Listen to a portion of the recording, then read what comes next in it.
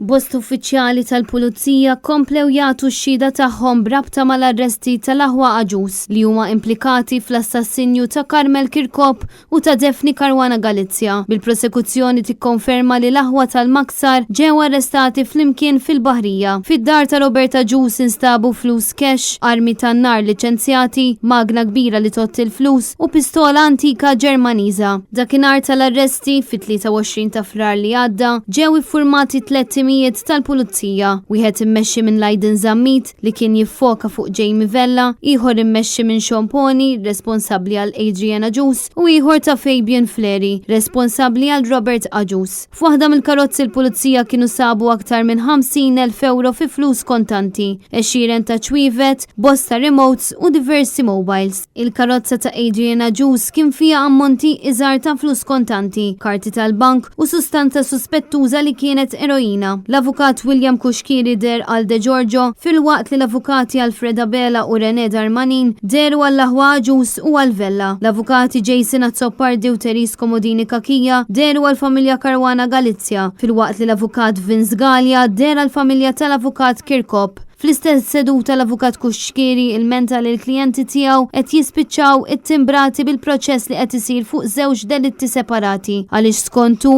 qed isir ħsara bil-mod illi bih il-medja qed tirrapporta.